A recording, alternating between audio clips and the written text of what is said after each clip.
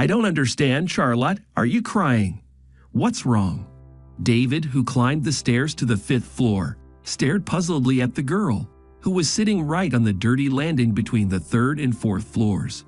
Charlotte's apartment was on the 4th floor, but she obviously wasn't going there. David had known the girl since they were children, 5 years apart, and he had always treated her like a minor until they were older. He knew that Charlotte was getting married. The whole entryway was gossiping about it, but his neighbor's behavior surprised him. A beautiful paper bag from the bridal salon was lying on the floor next to the girl, a veil and white artificial flowers sticking out of it. Charlotte looked at the man with tears streaming down her face and said hello with a sad smile. "Hi, David. How are you?" "I'm fine, but why are you crying?" asked David cautiously. "What's wrong? Is there anything I can do to help?"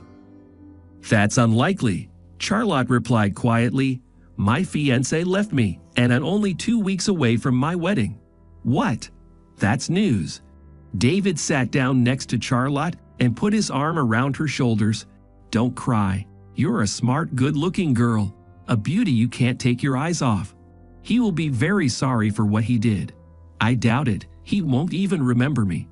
And me, how will I look in front of my parents? I'm 28 years old, and I'm still not married. They'll laugh at me. I don't even want to live because of this," the girl said, sobbing. David looked at her strangely. "Look, maybe this isn't the right time to say this, considering how upset you're feeling right now," the man said cautiously to Charlotte. "But you see, I have the same story." "You mean the same? Did you get dumped 2 weeks before your wedding too?" She looked at David Charlotte in surprise. "No," David began to explain with some annoyance. "I'm in my 30s. My parents and acquaintances are tired of asking when I'm going to bring a bride into the house. If you and I are in about the same situation, maybe the solution will be the same. I mean, maybe we should get married. So formalize the marriage for appearance. Let everyone think that one bachelor and a bride became less." "I don't get it." Charlotte looked at him with even more surprise. "So you're suggesting we cheat everyone?" "Well, let's not be so categorical about it." David smiled. "It's just that this way we'll solve an important issue. We'll both be left alone. Both my family and yours will be relieved to know that we're both married. So shall we get married? I promise I won't demand conjugal duties or rights." David held back just in time to say that he never planned to start a family. Charlotte was a girl of modesty and judgment, so much so that he could judge from her behavior. She did not get into scandals. No one accused her of indecent behavior, though the grandmothers at the front door were always aware of what was going on. Charlotte looked at him with an expression of distrust, and the man realized that he had to give her time to think it over. "Look, if we got married, there would be a lot of advantages. First, we are perfectly matched in age. Second, we have known each other well since childhood. Third, each of us would be free to do what we were doing before we got married. The main thing is to keep everything a secret. To everyone else, we would be an ordinary married couple, and we would be left alone." Charlotte began to argue about how right it would be to herself and her own family, but David managed to change her mind. Under the pressure of his arguments, the girl surrendered and looked at her veil with a laugh. "Let's just say you haven't seen my wedding attire, or it's bad luck, as they say." "Get ready, I'm coming to get married in a week," David said gravely. Charlotte laughed. Come, groom. Just don't go back on your word afterwards." A week later, they were engaged to be married. Their parents were shocked that their children did not even dare to hint at their relationship. However, the wedding took place the same month, in a luxurious restaurant. The bride and groom had a lot of fun and acted as if they had always dreamed of this wedding. Their parents looked at each other in amazement. Charlotte's mother did not like David's parents, but she had the self-control not to show her feelings. 3 days after the wedding, the young couple left on a romantic honeymoon trip. It was difficult for the man to decide to take such a step as marriage. After unsuccessful romances, when previous girlfriends left him and went to wealthier suitors, David gave himself the word never to get involved in a close relationship with the girls. He did not lead a lonely life, but could not imagine that he would ever want to make someone to propose. His own impulse toward Charlotte surprised him. He too, when he was in the same situation as Charlotte, he was about to propose marriage to his beloved, but she beat him to it and proposed to part.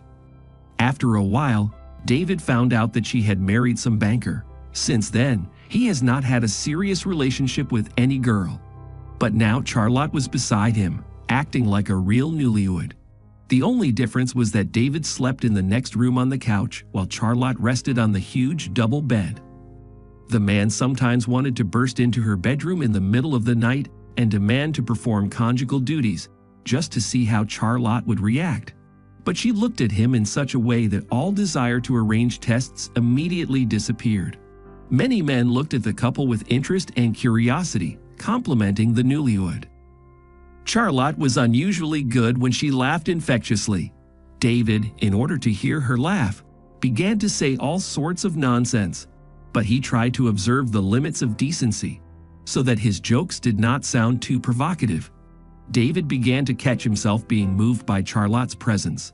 The way she smiled, the way her eyes sparkled when she told or listened to something interesting, the way she happily jumped into the water and swam cheerfully beside him and asked him to hold her so she wouldn't drown.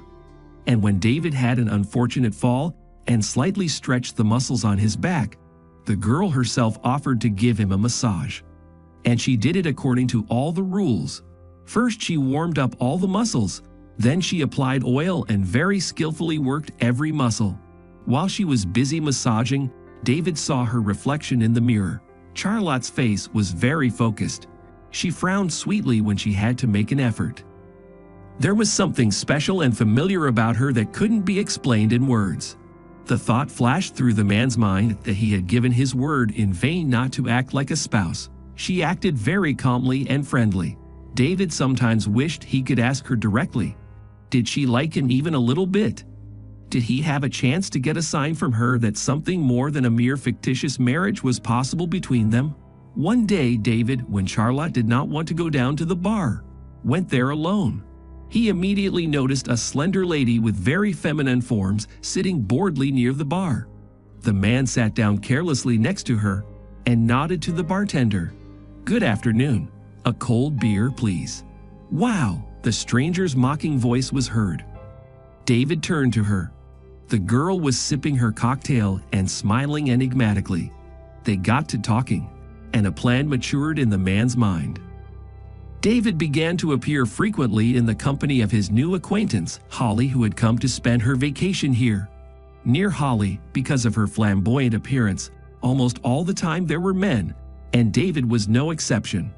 Not ashamed of Charlotte's presence, he flirted with the girl, allowing himself a few risky jokes and gestures. For example, he could kiss a girl not on the cheek, but on the lips, or pretend to do so as a sign of greeting. On the beach, he was sure to compliment her luxurious figure, offering his services as an experienced masseur. Charlotte continued to behave as if nothing had happened, and David thought with disappointment that he had failed to shake his wife's feelings. And one day, when the man came to the room, he found Charlotte packing her suitcase. The girl was folding her things with a determined look, clenched in her jaw.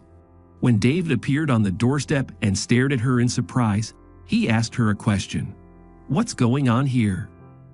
Charlotte, without looking in his direction, answered, "You know, David, you and I have a fake marriage anyway, so let's not drag it out for 6 months to keep cheating the rest of us. I'll go back and file for divorce, citing my husband's adultery as the reason. Usually they look at it sympathetically and will get a quick divorce." David began to come to his senses. "Charlotte, but it doesn't work that way. You and I are on our honeymoon here. We're doing fine. And then you start talking about divorce. We've only been married 2 weeks. My ex-fiancé Joseph called me." Charlotte confessed, sinking down on the bed and holding the phone to her. "He apologized to me, said he was madly sorry and couldn't live without me. So I decided to give us both a second chance. You see, we're still strangers to each other. We got married just to get our folks off our backs. And you'll have an excuse to lead your old life under the guise of a failed first marriage. Everyone is happy, Everyone is happy." "Charlotte, he's already betrayed you once," said David unnoticed, raising his voice. His wife grinned back. "But roughly speaking, he wasn't the only one who betrayed me." David, who was about to say that the affair with Holly was merely an excuse for jealousy, felt his breath catch when Charlotte said, "I'm sorry, but I've already made up my mind. I've bought a return ticket and I'm going home. And you can spend as much time here as you want and with whomever you want." "Charlotte, he's already hurt you," David spoke excitedly. "You can't go back to someone who did this to you. And you? Didn't you hurt me?" Charlotte asked coldly and walked out of the room. "All the best, David. No hard feelings." Shit. The man realized that he wanted to have a proper drink and talk it out. Without looking around and without nearly knocking over a hotel clerk in the corridor, David swiftly went down to the bar and ordered a cognac. There was a rustling sound nearby, and Holly came into view. As usual, she looked at him with a mocking expression on her face. "Why didn't you come to the beach?" the girl inquired. "What was I supposed to do?" David replied angrily, taking a gulp of his drink. Holly's eyes narrowed, and she stared at David with a serious, long, searching gaze. "What's the matter? Did you have a fight with your wife?" "Yeah, she left me for her ex." David exhaled and grabbed his head. "I just wanted her to be a little jealous, to show some feelings for me, but it looks like I did the wrong thing." Holly shook her head. Despite his personal conviction that marriage was not for him, David turned out to be a true one-woman man. Only this discovery came as a shock to himself. "You wanted to make your wife jealous and turn a fake marriage into a real one," Holly clarified. "Suppose so," David replied nervously, ordering himself a new drink. "What a fool you are." "David, there are no words for it," Holly muttered. "Run after her before it's too late. Fall at her feet, but tell her how you feel. Die, but make your wife listen to you." David flinched at these words and rushed out of the bar, shouting to the girl, "Holly, you're a miracle. Thank you." He impatiently prodded the nonchalant cab driver who was already driving at breakneck speed. "Come on, buddy, can you hurry? I've got to get to the airport right away." "I'm trying, mister," the driver replied, deftly maneuvering through the traffic. When David arrived at the airport, he paid the cab driver and ran to the check-in area. The attendants did not want to let him in without a ticket and documents, but after listening to his request, they let him go to the pre-boarding area. But there was nobody there. On the board was a message that the desired flight was on its way. Charlotte flew away, and he arrived too late. When he got back to the hotel, Holly knew from his grim look that he hadn't made it. David didn't explain anything to anyone and asked for the hotel bill. The staff silently accepted the payment, but after he left, David discussed the newlyweds at length. David's parents were outraged when their son appeared on the doorstep of their apartment and with a grim look walked into his room. The mother was just about to ask where her daughter-in-law was when her father silently poked her in the side and pressed his finger to her lips. "Be quiet." The woman followed the silent advice and said nothing to her son. David went nowhere all day, occasionally appearing in the kitchen to pour himself a strong cup of coffee. His parents understood that this was a sign that their son was very nervous and wanted to maintain his ability to think clearly. Suddenly, David threw on his jacket and ran out into the street. He ran into Charlotte and a tall man with whom she was walking on her arm outside the house. Without paying any attention to him, David turned to Charlotte. "Charlotte, hello. I'm so sorry." "I'm very sorry to you. Let's talk it over." Charlotte went pale and stepped back. The girl's companion inquired, looking at his rival with a slanted look. "And who's that?" "How can I tell you?" Charlotte replied tensely, "My fictitious husband." "That's not true. I'm not a fictitious husband. Everything between us is real. I love you and I want to prove it. Just give me a second chance, please," said David hotly. "Look, man, you're confused about something. What kind of husband are you to her? Get out of here before you get sick." Charlotte's ex or current fiancé snorted. "Shut up." David answered him harshly, and he turned to Charlotte again. "Charlotte, understand, he has already betrayed you, hurt you. He did it once. If necessary, he will betray you again. Don't make a mistake. Give us a chance to be happy with each other. I care about you very much." "Yes, I've seen how much you care about me," the girl replied coldly. "I care how you feel about me. Moreover, I want to be your husband for real, so that everything between us would be like in a normal family. Let's start all over again, shall we, my love?" Charlotte shuddered when she heard these words. For a second she hesitated, but after a moment she mastered herself and said to her companion, "Let's go home. I'm tired of this silly spectacle."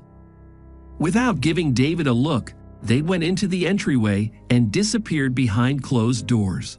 The man remained in the courtyard, feeling like a complete idiot. He had ruined his relationship with Charlotte with his own hands. Why didn't he realize right away that she was his one and only? David slowly went up to his apartment and locked himself in his room. If Charlotte decided to file for divorce, he would not interfere. But for some reason the girl procrastinated. Almost a year had passed. David was still in an uncertain status, either a bachelor or a married man. In order to forget his personal problems, the man was completely absorbed in his work. He passed Charlotte's apartment with a heavy heart, quickening his pace to avoid running into her or her fiancé. One day David's mother came shopping and looked strangely at her son. "Hi, Mom," the man greeted her listlessly, munching on a sandwich and drinking cold tea. "Hello, son. And you're eating cold food as usual." The old woman reproached him, pulling out the groceries from the bags. After a minute of silence, she continued, "You know, I saw Charlotte the other day." She noticed the look of keen interest on her son's face, but he pretended it didn't concern him. "So you did," David replied defiantly, indifferently, and yawned for reassurance. "Something's wrong with her life," her mother replied thoughtfully, not looking at him. "Her eyes are red. She looks tired and sad. God forbid her fiancé hurts her. You should go to her and see what's the matter with her." "What for?" her son answered in surprise. "She and I are nothing to each other anymore. A mistake of youth, so to speak." "It would be a mistake if you left just like that and didn't even explain yourself to her," my mother replied calmly. She was standing in front of me in the checkout line. All sad, crying eyes, tired or fidgety. "Go and see how she is." David resisted for a while longer for appearance's sake, but he listened to his mother's advice. Murmuring that he still had to listen to her valuable instructions, he arrived at the door of Charlotte's apartment. The girl did not immediately open the door. When she saw her ex-husband, she stared at him in surprise. "David, what are you doing here?" The woman's voice felt like tears. Apparently she had been crying recently. "I was walking by and thought I'd stop by and see how you were." "It's been a long time since you've been in the yard," said David hesitantly. Despite her tears and depressed mood, Charlotte was very pretty. Her lips were slightly swollen, her cheeks rosy. She seemed so defenseless and desirable. "May I come in?" "I'd hate to stand in the doorway," the man asked. "Of course, come in." David found himself in the hallway, which was somewhat dark, but very cozy and clean. The girl took a step back and looked at him blankly. "Charlotte, have you been crying again?" David somehow found it painful to look at her tears. He stepped closer to her and gently touched her face with his hand. "Why are you crying? Has someone hurt you?" "There you go again." Charlotte grinned grimly. "Why does everyone think I'm so easily offended?" "I'm sorry. I didn't mean anything by it." David was embarrassed. He didn't want to leave her, despite her repulsive mood. Suddenly, Charlotte sobbed so hard that David was speechless for a while. "I'm so tired, David," she whispered, "very tired of being alone. But I don't want to be with those who made me suffer. Do you understand?" "I acted like the last fool," David muttered, taking Charlotte's hand. "I never thought I could fall in love with someone like that. Especially with a girl I thought most of my life was just an ordinary roommate. It happens, doesn't it?" "Do you love me?" Charlotte's eyes grew huge. David kept his burning gaze on her face. "I love you madly. I can't live without you. Not a day goes by that I don't think about you." Charlotte looked at him like no one had ever looked at her before. David felt elated. Afraid to believe his happiness, he gently touched his lips to the girl's and froze when she responded to his kiss. The man carefully picked Charlotte up in his arms and carried her into the bedroom in his arms like the greatest jewel of all. Her head was like a fog. Her heart was pounding furiously. Every reciprocal word or action of Charlotte's awakened in him a whole range of feelings that made him dizzy. David pulled the girl against him and lightly touched the top of her head with his lips. He breathed in the scent of her fragrant, lush hair. "I still can't believe we're really married," he whispered. Charlotte smiled back. "Honestly, I can't believe it either." As they lay in bed and snuggled together, the lovers excitedly shared their thoughts and feelings.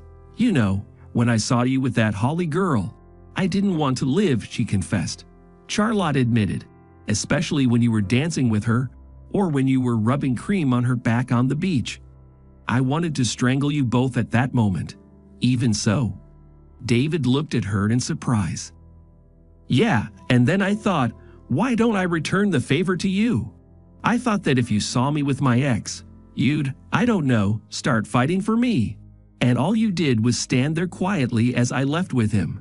At that moment, I wanted so badly to fall away and never see you ever again," Charlotte muttered. "I felt the same way," David whispered, kissing Charlotte on the exposed shoulder. "I wanted to run away from you because I was scared. I thought my feelings for my ex were very strong, but after our wedding, when we went on the trip, everything changed. I was scared that I was starting to fall in love with you, although we had agreed that there would be nothing like that between us. I'm sorry, David, I did something stupid." "What are you talking about?" "You can't run away from yourself." Charlotte smiled. "No matter how much I convinced myself that I was doing everything right, that you betrayed me first. I felt like I couldn't see anyone else around me, and I didn't need anyone else." David froze, because every word of hers described exactly what he was feeling and thinking at that moment. "And my ex, when I told him it was over between us, he just yelled a little for show and left. He said he didn't need me like that, sick in the head." "Yes, our story is not a typical case," David agreed. "Then what should we do?" thought Charlotte. David pretended to think about it, and then began to list. "First of all, you and I are going to move back in together. You want to move in with me? I have my own apartment. I recently finished repairs there. If you want, we can stay here. Secondly, we need to get to know each other better. See each other through different eyes, so to speak. Now we are not just roommates, but spouses." Charlotte looked at him with shining eyes and smiled. There was a peculiar relaxation and sincerity about her as she rested her head on David's chest. "Yes, David, you and I certainly won't be bored. We could make a TV series or a psychiatry textbook on how to go crazy with jealousy and get your sanity back."